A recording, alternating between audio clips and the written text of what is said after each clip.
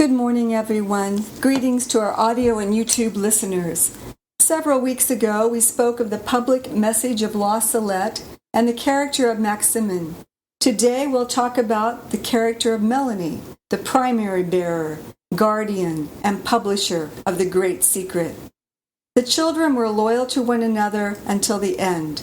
Although they were separated within 5 or 6 years after the apparition, when Melanie was pushed out of the diocese and sent to a Carmelite convent in England. I'm not sure they ever met face to face again. Many of Melanie's letters are published, but since I can't read French, I can't tell you right off if she and Maximin corresponded much. In any case, they always spoke well of each other and would not listen to calumnies. They should be the patron saints of abused children. We spoke of Maximin's childhood, his life in the streets, his alcoholic father, his poverty-stricken and embittered stepmother, the neglect of his education. Yet, despite everything, he never indulged in petty thievery or the least impurity. He bore the emotional signs of psychological insecurity in his extraordinary restlessness and inability to concentrate. Yet he was good-natured and shared what he had with everyone he met. Melanie's upbringing, however, was much darker. Her parents were not alcoholic nor extremely poor. They were selfish, greedy, irreligious, and emotionally uncontrolled. Melanie's father, Pierre, would take stonemason jobs far from home and be gone for long periods. Melanie was born sometime after 3 older brothers. The mother had become accustomed to going out. She did not like being home with a baby. One day, when Melanie was only 3 years old, Julie had enough. Pierre was away. Julie lost patience with the child, shook the tiny girl, and told her, "You are utterly impossible. I've had enough of you. I will not be mother to a child like you. You mustn't call me Mama any more. You can call me Julie, and I will call you She-Wolf." Julie shoved her daughter out the door, saying, "You can go live in the woods with the foxes and wolves. I will have no more of you. Don't come back." Melanie ran down the path into the woods, sat down under a big tree, and cried. But she remembered the silent Christ on the cross. And I started thinking, Christ does not weep. His eyes are closed, and he is silent. I love him. I want to be like him. I shall cry no more. She fell asleep. The child Jesus appeared to her from that time forward. She would not learn his name for a long time. He said he was her brother, and he called Melanie sister. He gave her delicious nectar to drink from open flowers. How long was she in the woods? When Pierre came home and discovered his daughter was missing, he frantically went searching for her. Just then, Melanie was emerging from the woods. Pierre calmed down when the child prattled that her brother had taken care of her. He assumed it was one of the older siblings. From the age of 6, against her father's wishes, Julie would make arrangements to hire out her daughter for months at a time. Other siblings were allowed to attend school, but not Melanie.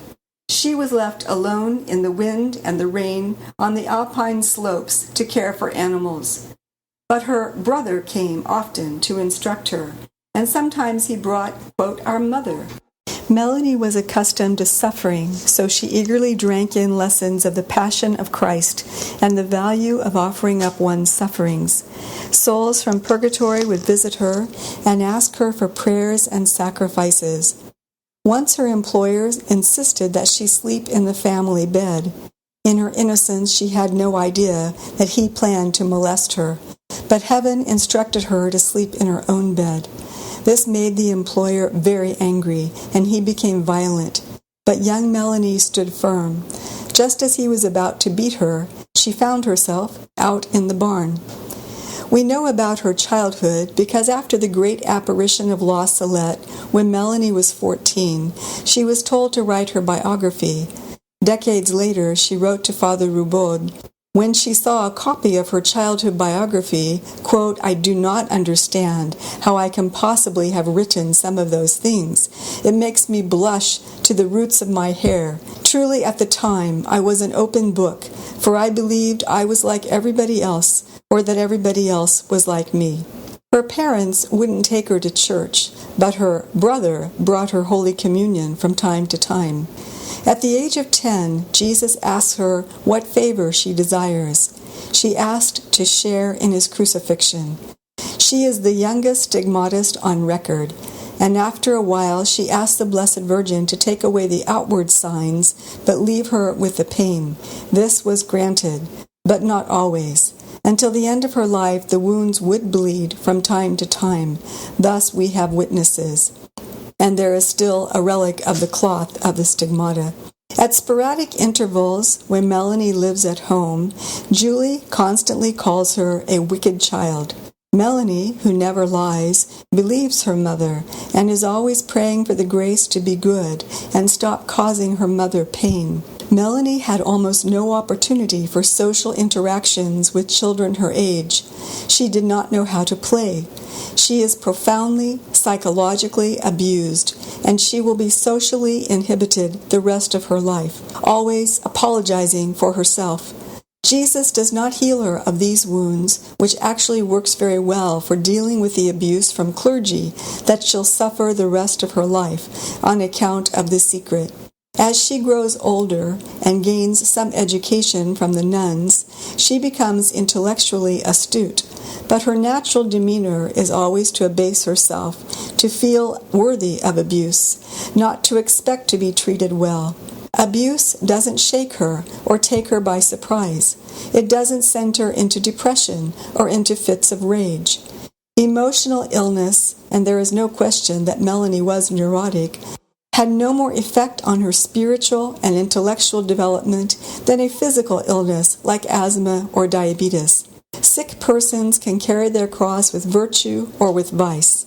Melanie reached the mystical marriage a few months before the apparition of La Salette. She was spiritually ready for a life of fruition and combat. I've read the lives of dozens, maybe hundreds of saints. There are only two that come anywhere close to the abuse that Melanie endured, Saint Germain and Blessed Francis Lieberman. Lieberman lost his mother very early and was raised by his brilliant and fanatical Jewish father, who trained his near-genius son in Hebrew from very early childhood to succeed him as chief rabbi in their German city. But the boy's superb knowledge of the Old Testament prophecies helped him to instantly recognize Jesus as a true Messiah when some Protestants showed him a New Testament as a teenager. He was obliged to flee to another country to become a Christian. Entering a French Catholic seminary, he encountered great prejudice and abuse by snobbish students. Young Lieberman would undergo fits of shaking each time a letter from his father reached him. In the 19th century, they called it epilepsy. He ended up in charge of a whole religious order, but he was so neurotic that he did 90% of his spiritual direction in letters because he was too shy to meet people face to face.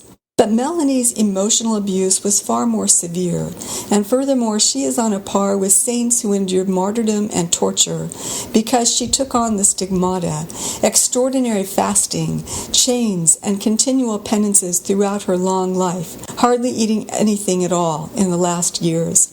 For herself and her own reputation, she cared nothing, but she would not spare any effort to defend the truth of Mary's words in the apparition. Father Guan, an expert on La Salette, rightly regards Maximin as merely a witness to Melanie's apparition of La Salette.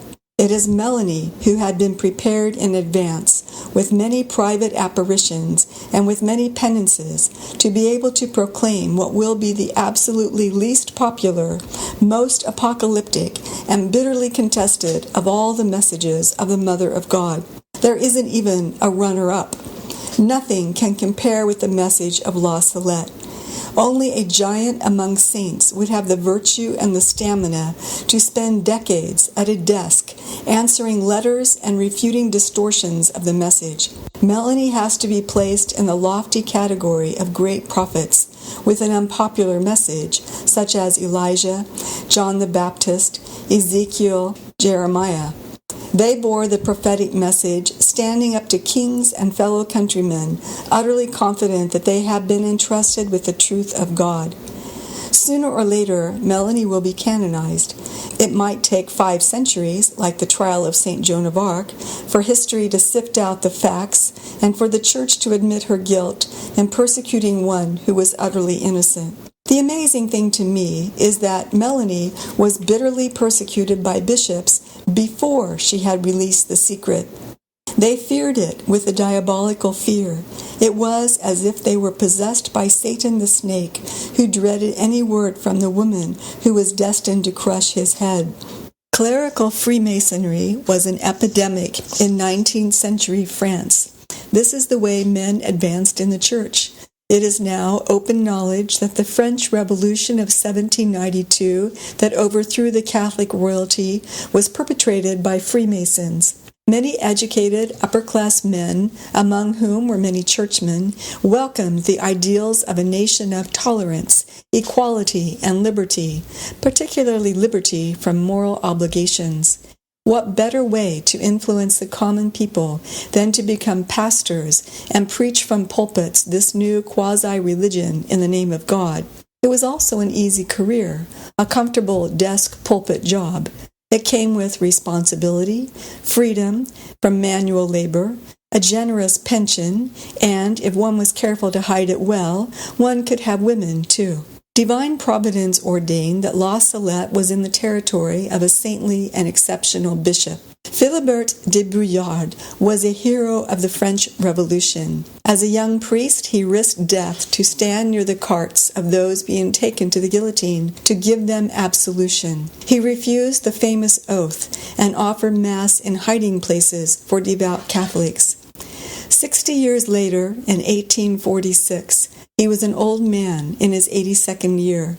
Marian apparitions for the world was a new phenomenon, but Philibert is an imperial canon and knows how to conduct a proper investigation to find out the facts.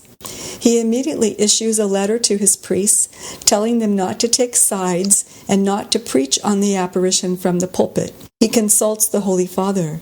He himself believes the children immediately, but he is careful not to rush to conclusions.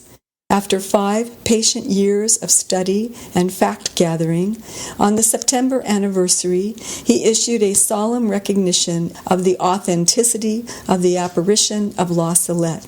The following spring, the 87-year-old ascended the mountain on muleback to bless the cornerstone of the future basilica. His mission is accomplished. He submits his retirement, and he dies 3 years later, asking that his heart be placed in the choir of the basilica on the mountain of La Salette. During his brief tenure after the apparition, the holy bishop took paternal care of the children. He had inquiries made of their family circumstances. By now, Melanie's father was in debt. Neither of her parents believed in her or her apparitions. It's all mysterious to them. The bishop persuaded the parents to allow the children to stay with the sisters so that the parents would not be bothered by all the pilgrims and visitors. The bishop provides a pension to cover their boarding expenses. Melanie loved the sisters and expressed her desire to become a nun. Her father, Pierre, became furious. He went down and fetched her. He wanted her to give up her plans, but she was resolute. For 4 days she went without food and sleep. During the night she waited for the right moment to make her escape. So great was his anger that he took his loaded gun, stormed out of the house, seized his own daughter, stood her in front of him, and shot.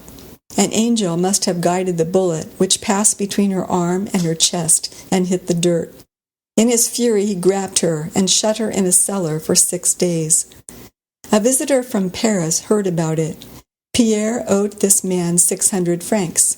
The gentleman told him that if he would sell Melanie to him, he would cancel the debt. Her father agreed to this. The sale took place on the first Friday of the month at 3 o'clock in the afternoon. Melanie was very happy to have this small resemblance to our Lord. From this moment on, she was a little more free. The next day, she left for Grenoble to visit Bishop Philibert, who sent her to the sisters in Corinth. Bishop Philibert was prepared to pay her dowry. It seems the sisters, like the Daughters of Charity, took annual vows rather than lifetime vows. We don't have a lot of records, at least not in English. Some books say that Melanie was a novice, others that she was a professed sister.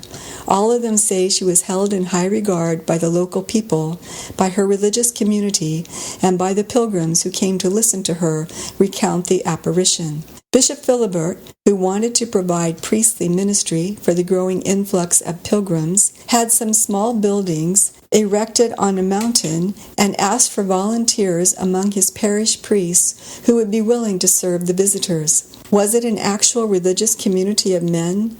Not quite yet. Melanie judged that some were holy men, and she confided to a few of them that the Blessed Virgin had dictated a new rule. The rule was not strictly part of the secret, but Melanie talked about it very discreetly. The formation of a religious community fell to the next bishop, Jacques-Marie Achille Guinouliac, but he wasn't interested. He had a reserved attitude towards the message of the visionaries. Rumors circulated that the secret involved critical opinions of Napoleon III, which convinced Bishop Guinouliac that the apparition was a movement to restore the Catholic monarchy. It will be Emperor Napoleon III who will appoint him as Archbishop of Lyon. These Masonic bishops were all about careers. In 1870, when Vatican Council I convenes to discuss the possibility of proclaiming papal infallibility as a dogma, Bishop Guinouliac is opposed. He is the one who will arrange to send Melanie away to a cloistered convent of Carmelites in Darlington, England.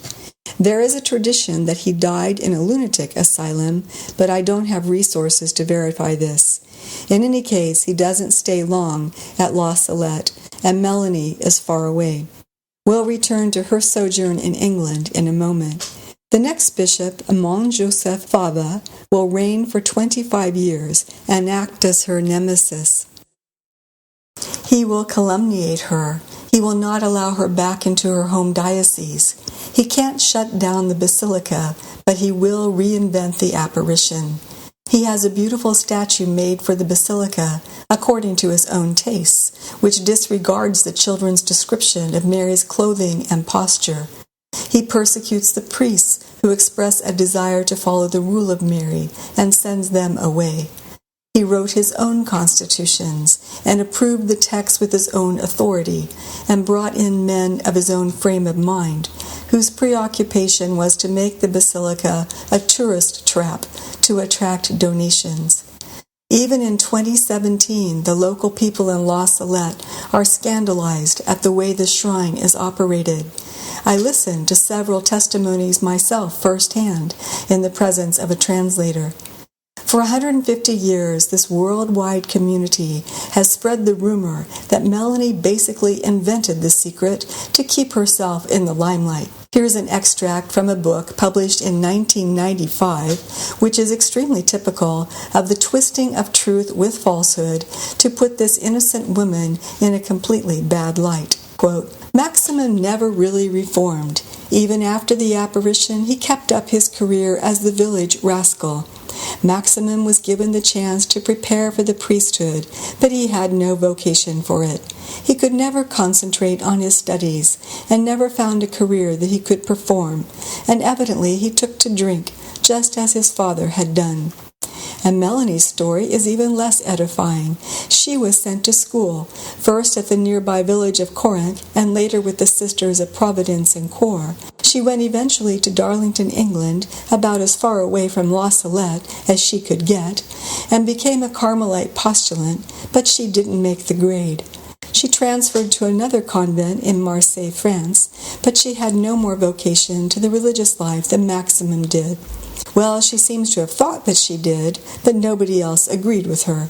She never came to terms with the self-effacement and obscurity that are integral parts of religious life, and she never embraced obedience. She wandered up and down Europe, attracting a lot of the attention that she felt she deserved.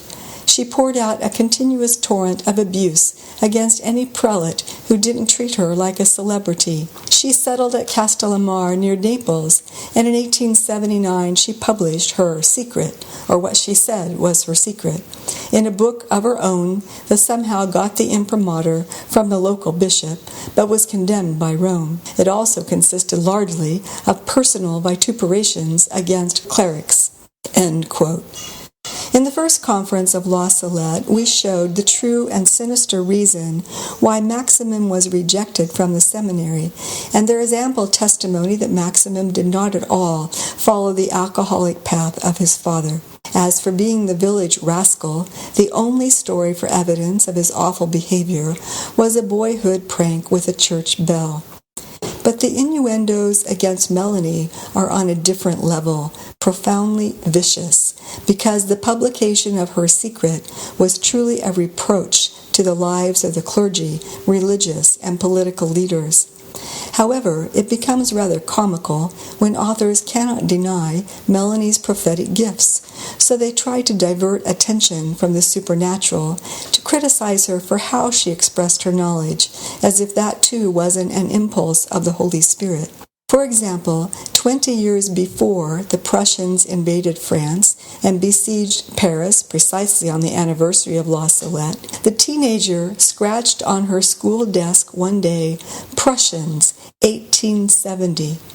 Was this really vandalism, or was it an enduring testimony, carved in wood, that people would read 2 decades later and realize that if Melanie prophesied correctly in this matter, then her other prophecies should be taken seriously?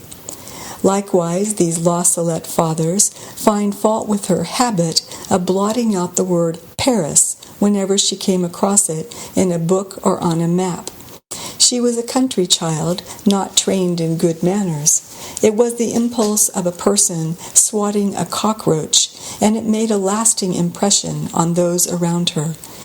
Paris is mentioned several times in The Secret. Melanie is probably reproaching me from heaven right now for talking about her and not about Mary's message. But the more credible the messenger, the more credible the message. What happened in the Darlington Carmel?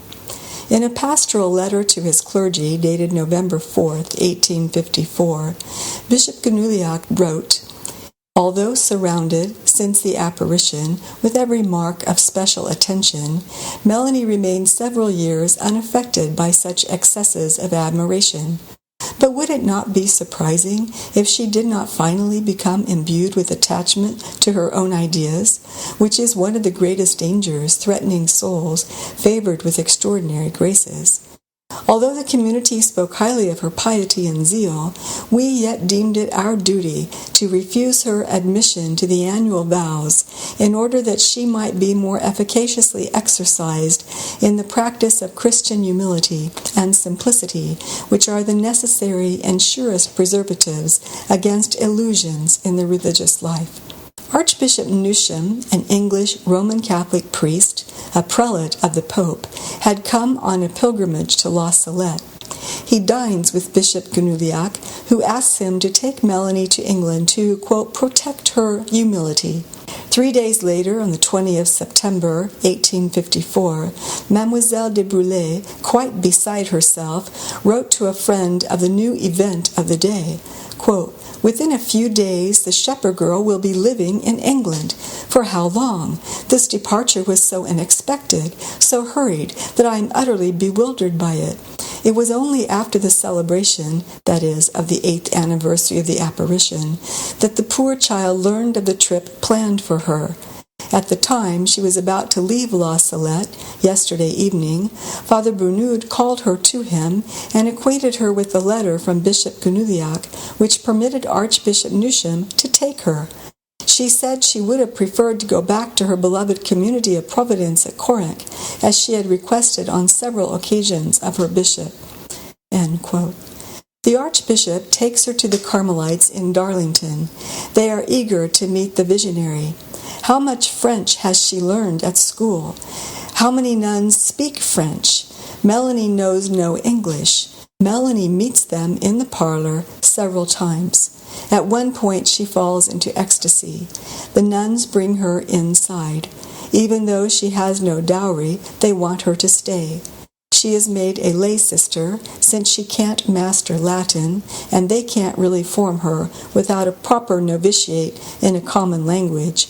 She spends her time in deep prayer and practices extraordinary penances. We find this out at the end of her life when her confessor puts her under obedience to relate certain personal things. After a while, Bishop Gunuliak says that if she returns to La Salette, he will excommunicate her. The nuns urge her to pronounce vows. She is willing, but not the vow of enclosure, since she must leave in 1858 to release the secret. But when 1858 arrives, the nuns spend a full year trying to convince her not to leave the enclosure. What went on here? Were they ignorant of the reservation about enclosure when she pronounced her solemn vows? Or did she reveal to them the secret and ask them to publish it, and then she would be free to remain a Carmelite? Did they fear it was too harsh? Did they fear public opinion, the loss of benefactors, the disfavor of bishops? Did they want to lock up both Melanie and her message forever in their cloister? Did they lack faith in this aspect of the apparition? Is Melanie too charitable to disclose what went on in that year that must have been a nightmare for her? In the end, she wrote a letter to the bishop and threw it over the wall. A passerby delivered it. The bishop promptly arrived and said that Melanie was free to go. But where will she go? No one in England was evidently prepared to help her publish the secret. It's September 1860. Melanie is 29. She is welcomed as a free boarder at a convent in Marseille with a congregation of the Sisters of Compassion. She was asked to replace a sister who was sick and ended up teaching catechism to boarders and giving lessons to novices. She is asked to help out with one of their convents on an island between Greece and Italy, which was undergoing a scandal. When she arrives, she instantaneously speaks Italian with a perfect accent. An Italian bishop goes there to take lodging when his diocese was under siege by Masonic forces. He and Melanie become well acquainted, and he pledges to help her publish the secret as soon as they can get back to his diocese. She was to live 17 years there, from 1867 to 1884. In 1867, Bishop Patagna went to Rome, and in the audiences he had with His Holiness Pius IX, he spoke to him of Melanie and how she was in his diocese. The Holy Father told the bishop that Melanie must not remain in a cloistered convent, that she remain free to accomplish her mission. She was given an entire floor of a spacious house. She had a workroom and a private chapel. Bishop Patagna provided her with a chaplain in the person of an Italian Redemptorist, Father Fusco. From there she wrote out the secret, and from Italy it was published to the world. Meanwhile, the bishop kept recommending Melanie to various convents of nuns in his diocese. She gave instructions and counsel, even reforming some convents. In 1877, Pius IX named Abbot Zola the Bishop of Lecce, an important diocese in southern Italy and a Marian city where every church, under various titles, is dedicated to Our Lady. A great believer in mortification, he never slept in a bed, being content with a short nap in an armchair. A musician at heart, he took pleasure in standing in occasionally for the church organist. He would improvise tunes on his harmonium as a means of giving voice to his mystical aspirations. A few hours before his death, he opened up his piano and started playing to celebrate the Divine Mercy. He died at Lecce on the 5th of April, 1898. The cause for his beatification has been put forward to Rome. The aging Bishop Patagna recommended him for Melanie's confessor. Bishop Zola never ceased to encourage her to fulfill her mission. After the publication of The Secret, Pope Leo called Melanie to Rome and urged her to begin the Order of the Mother of God. It all proved impossible, however, due to the intrigues of the French bishops and the political instability of Europe. Melanie never felt called to be a foundress. She understood that the order was meant for latter times, far in the future, after her death. Melanie underwent many vicissitudes in trying to serve her dysfunctional family, to obtain a good death for her poor mother, and to deal with various priests who wanted to help start the new order. She was continually praised or vilified throughout Europe and was kept busy with correspondence. In February 1903, she was visiting France and told a lady how she would die. "I shall die in Italy, in a place I do not know, where I don't know anybody, an almost savage place, but where people do not swear, and where they love the good Lord, and I shall be alone. One fine morning they will see my shutters all closed, they will force open the door, and they will find me dead." On July 13, 1904, she left France and arrived in Altamira on the feast of Mount Carmel at 10 p.m. It was dark. Father Fusco had been unsure of the exact time of her arrival and had not informed Bishop Cecchini, who was out of town. No one was present to meet her at the station. Quite exhausted, her stigmatized feet and hands badly swollen, Melanie painfully made her way alone up the lone road to the town, looking in vain for a hotel. Bishop Cecchini sent a dispatch recommending the greatest care to be taken of her. Priests and notable figures of the town came to visit her at the home of Signora Emilia Giannuzzi. At the end of August, she moved into a little house at the foot of Monte Calvario, Mount Calvary. The rumors of the world still reached her ears. Her family had come to realize that the shepherdess of La Salette could serve as a bait for donations and gifts. One of her sisters was making prophecies in Melanie's name. But the touching piety of the inhabitants countered melancholy and filled her heart with a peaceful joy. Every morning she walked down to the cathedral, but on the 15th of December, 1904, 5 months after her arrival in Altamira, Melanie did not appear during the whole morning. Bishop Cecchini sent his manservant to her. The house was locked. The authorities were informed and came to break open the door. Melanie was dead, lying peacefully, fully clothed on her bedroom floor. 2 citizens of Altamira were ready to swear an oath that they heard from the bedroom of this pious French lady when the evening Angelus rang on the 14th of December, 1904, a heavenly chorus singing the melody of the Tantum Ergo and the tingling of a bell as if Holy Communion was being brought to someone. It is probable that Melanie received communion from Jesus Christ himself. Canon Annibal de Francia, recently canonized, delivered the eulogy of the shepherdess of La Salette in the Cathedral of Altamira on the first anniversary of her death, the December 14th, 1905. Melanie had stayed a year, helping his young community of sisters who claimed her as a co-foundress. On the 19th of September, 1918, they transferred her bones to a beautiful tomb in their new convent and orphanage. At Taormina, one of the orphan girls was cured instantaneously of a stomach ulcer. Melanie appeared and touched her. "I am Melanie. I have come to cure you." The girl was cured immediately, and her recovery was duly confirmed by the 2 doctors treating her. Dear Melanie, pray for us.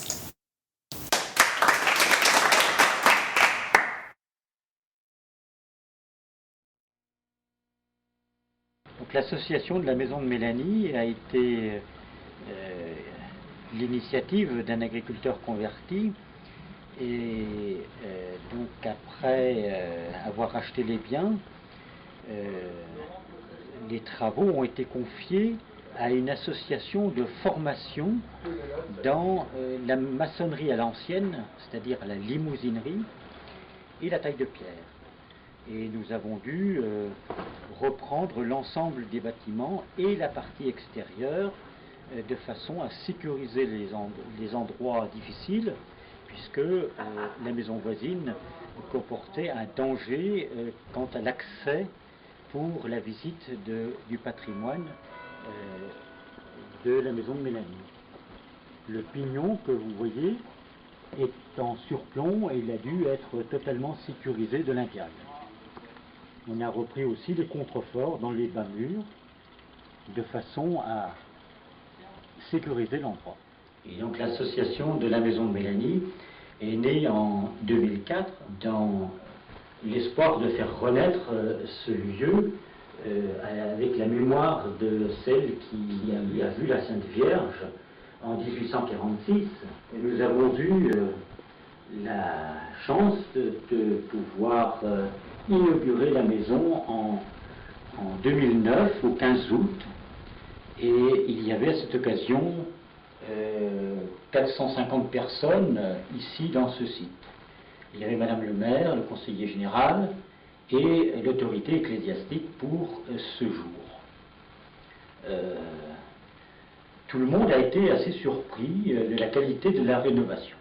Lorsque nous avons pris le chantier, nous avons ici une partie de la maison qui avait été occupée jusqu'en 1984, et il y avait dans cette partie une cheminée tout en briques, tout à fait récente, et on a contiguë à cette cheminée deux ouvertures que Mélanie n'a jamais connues, une porte et une fenêtre de factures années 50, 60, je ne sais exactement. Voilà.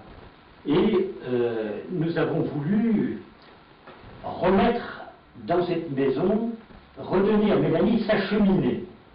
Nous avons découvert, après avoir enlevé les enduits des années 50, un conduit et l'engravement des deux poutres de la cheminée dans ces anciens murs.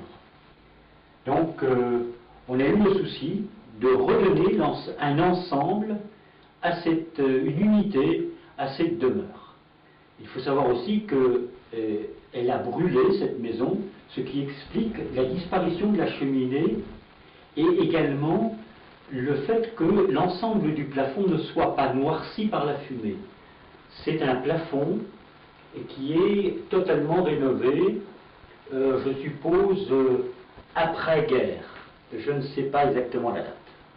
Voilà. Ça, ce sont des pierres qui ont vu le feu. On en voit plusieurs. Hein. On voit cette pierre ici aussi, elle a chauffé, elle est légèrement rouge. Celle-ci aussi, et on continue, on en voit d'autres. Il y en a une là, et il y en a tout le tour. On voit ici aussi, ça a très fortement vu le feu. Donc, on sait que la maison a brûlé. Il est vraisemblable que ce soit après les apparitions, donc dans les années 1850-1860. On ne sait pas très bien. Ça brûlait souvent encore. Les toits étaient en chaume ou en bardeau. Et déjà, du temps de Napoléon, il y avait un corps de sapeurs-pompiers bien formé. Donc, pour combattre les incendies de corps. Nous avons donc eu une cloison sous la poutre maîtresse que nous avons dû enlever puisqu'elle était montée avec la brique de la petite cheminée 1900 qui était manifestement beaucoup trop petite pour chauffer l'ensemble de cette maison.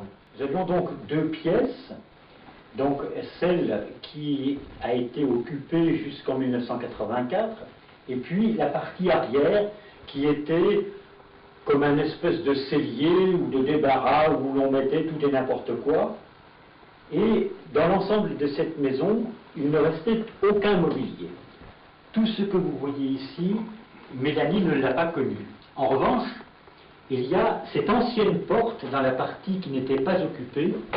Celle-ci, elle est faite encore avec des clous faits à la forge.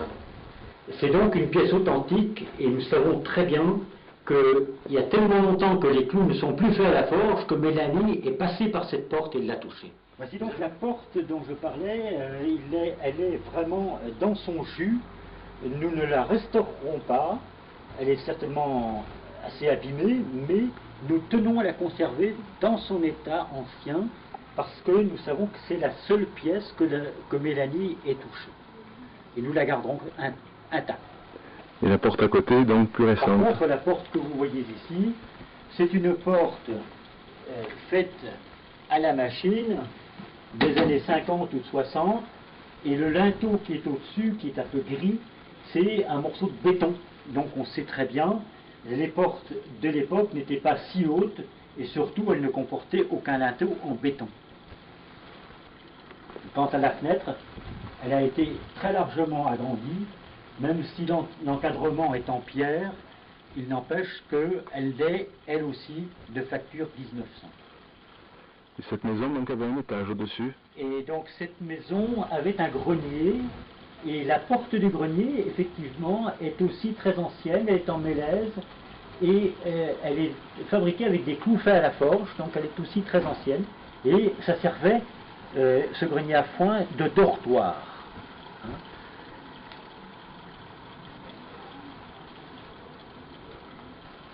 L'ensemble de la façade est resté totalement intact, nous n'avons rien changé à la façade.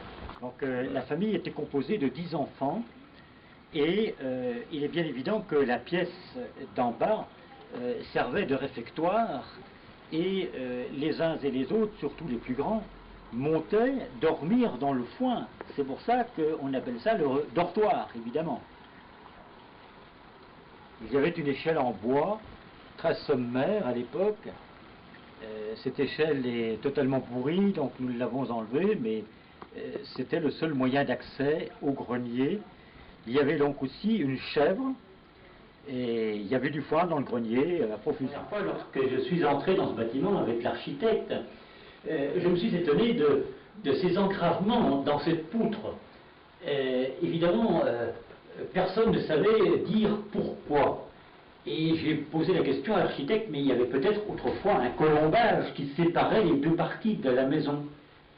Et puis, beaucoup de temps plus tard, après avoir découvert que la maison est brûlée, j'ai compris que cette poutre était du réemploi et qu'en fait, elle est à l'envers. Ces engravements, ce sont les engravements d'un ancien plancher. La poutre d'ailleurs est trop courte, on a dû mettre un corbeau dessous à cette extrémité et un pilier à l'autre extrémité, de façon à sécuriser l'ensemble qui reçoit du public.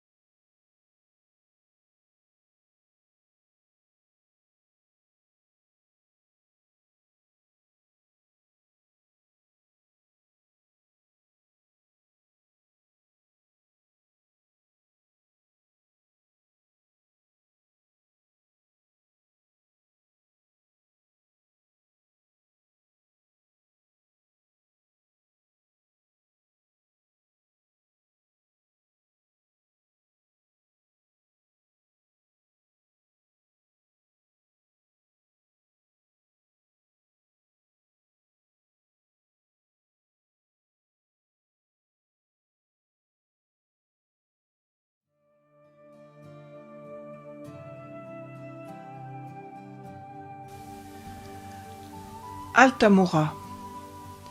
Dans le sud de l'Italie, Altamura est une ville paisible. Les hommes sont assis dans la rue, ils nous saluent et veulent engager la conversation.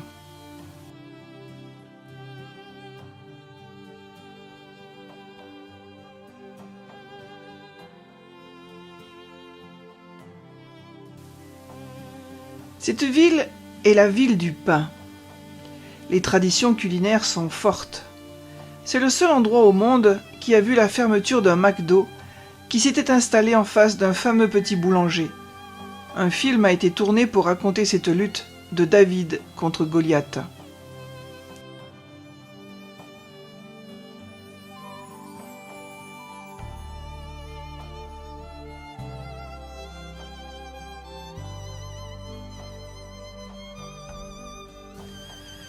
Cette ville est aussi celle qui a accueilli Mélanie Calva. Elle y est décédée en 1904. Son tombeau se trouve toujours dans la communauté des Sœurs du Divin Zèle que Sœur Marie de la Croix, c'est-à-dire Mélanie Calva, a cofondée avec Saint Annibal di Francia.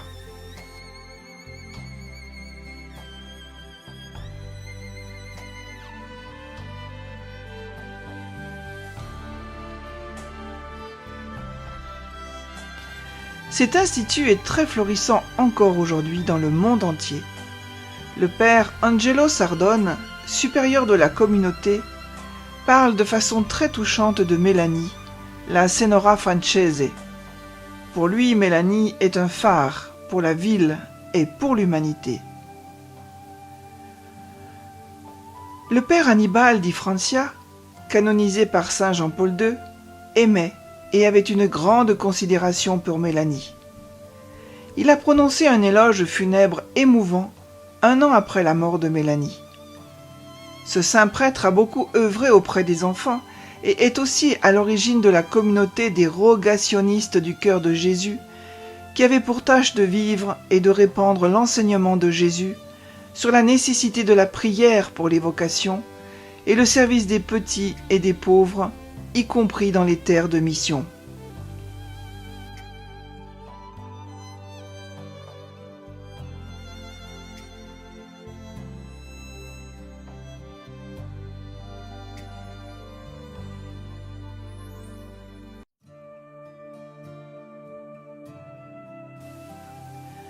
La première église dans laquelle Mélanie est entrée en arrivant à Altamura est celle de Saint-Nicolas, car il y avait une statue de Notre-Dame de la Salette. Tous les jours, Mélanie quittait sa modeste demeure et cheminait dans les rues étroites d'Altamura pour se rendre à la cathédrale dédiée à l'Assomption de la Vierge et participer à la Sainte Messe.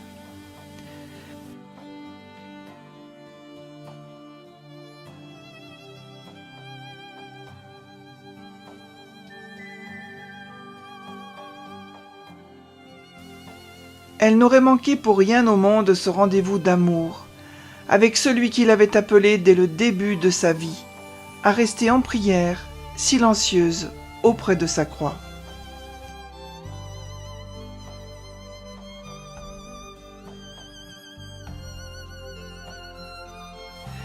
D'ailleurs, c'est quand on a remarqué son absence à la messe qu'on a su qu'il lui était arrivé quelque chose. En effet, la servante du Seigneur a été retrouvée morte sur le sol dans sa maison.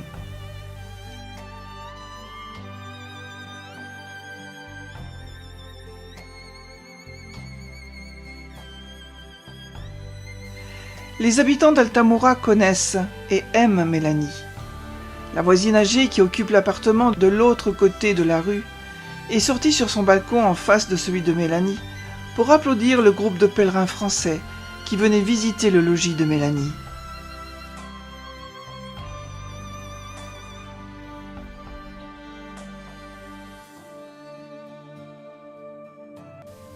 Ah, si Mélanie pouvait être aussi appréciée en France qu'elle l'est en Italie. Si tout le message que lui a confié Notre-Dame réconciliatrice de la Salette pouvait être reçu et diffusé en France, y compris le secret et la règle donnée par la Sainte Vierge, nous sécherions ses pleurs.